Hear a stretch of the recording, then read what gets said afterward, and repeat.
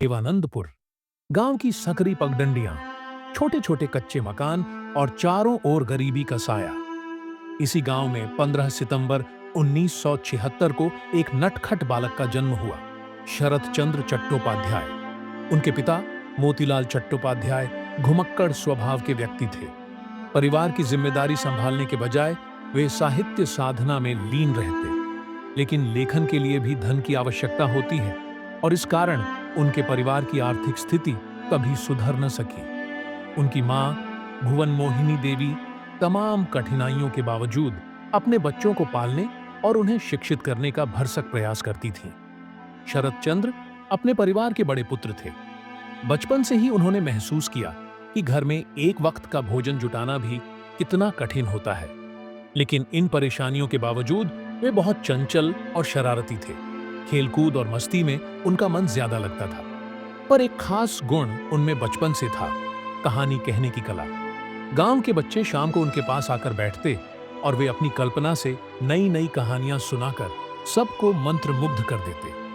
उनकी शिक्षा गांव के एक स्थानीय पाठशाला में शुरू हुई, लेकिन पढ़ाई में उनकी विशेष रुचि नहीं थी। उन्हें प्रकृति के बीच घूमना, नदी के किनारे बैठकर गहरे विचारों में खो जाना अधिक पसंद था। परिवार की आर्थिक स्थिति इतनी दयनीय थी कि कई बार स्कूल की फीस भरना संभव नहीं हो पाता था और उन्हें स्कूल से निकाल दिया जाता।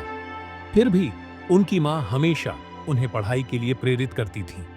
वे कहती, शिक्षा ही तुम्हें एक दिन बड़े आदमी बनाएगी। शरत चंद्र मां की बात ध्यान से सुनते, लेकिन कठोर वास्तविकता के कारण वे पढ़ाई में ज्यादा मन नहीं लगा पाते। गरीबी की मार ने उनके परिवार को एक जगह टिकने नहीं दिया और वे अलग अलग स्थानों पर भटकते रहे। अंततः वे भागलपुर आ गए, जहां उन्होंने हुगली ब्रांच स्कूल में दाखिला लिया। शरत चंद्र को बचपन से ही किताबें पढ़ने का बहुत शौक था। गांव की पुरानी लाइब्रेरी में बैठकर वे उपन्यास पढ़ते और मन में सोचते, काश मैं भी ऐसी कहानियां लिख पाता। धीरे धीरे वे खुद भी पुराने कागजों और ताड़पत्रों पर छोटी छोटी कहानियां लिखने लगे। लेकिन उस समय समाज में लेखन को अच्छा नहीं माना जाता था। खासकर गरीब परिवार के लिए तो यह एक विलासिता थी। इसलिए वे अपनी कहानियां किसी को नहीं दिखाते थे। साल 1994 उन्होंने मैट्रिक एंट्रेंस परीक्षा दी। सभी को उम्मीद थी कि वे अच्छे अंक प्राप्त करेंगे, लेकिन दुर्भाग्यवश वे असफल हो गए। उनके परिवार की स्थिति पहले ही खराब थी और अब असफलता के बाद लोगों ने कहना शुरू कर दिया, यह लड़का तो जीवन में कुछ नहीं कर सकता। लेकिन शरत चंद्र ने हार नहीं मानी। वे रोजगार की तलाश में कोलकाता चले गए, लेकिन वहां नौकरी पाना आसान नहीं था। उन्होंने कई छोटे मोटे काम किए, कभी मोची की दुकान पर काम किया, कभी किसी दफ्तर में क्लर्क बने, लेकिन कहीं भी स्थायी नौकरी न मिल सकी। पर इन कठिन दिनों में भी उन्होंने लेखन नहीं छोड़ा। जब भी उन्हें समय मिलता वे लिखते।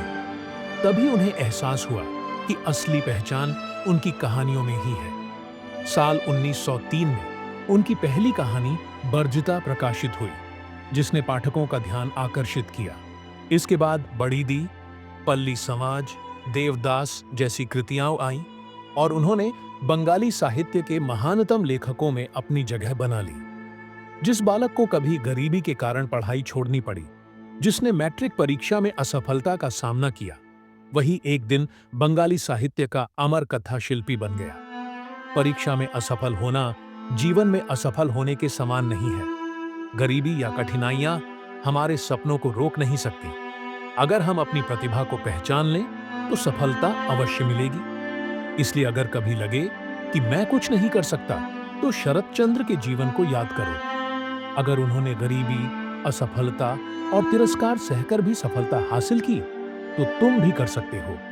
सफलता उन्हीं को मिलती है जो सपने देखने की हिम्मत रखते हैं और उन्हें पूरा करने के लिए कठिन परिश्रम करते हैं। दोस्तों, अगर आपको यह कहानी पसंद आई हो तो लाइक, कमेंट और शेयर करना न भूलें। आपको किस तरह की कहानियां पसंद हैं, यह कमेंट में जरूर लिखें। आपकी पसंद के अनुसार वीडियो बनाने की पूरी कोशिश करूंगा। अंत में चैनल को सब्सक्राइब करना न भूलें। फिर मिलेंगे अगली वीडियो में। सभी खुश रहें, स्वस्थ रहें। धन्यवाद।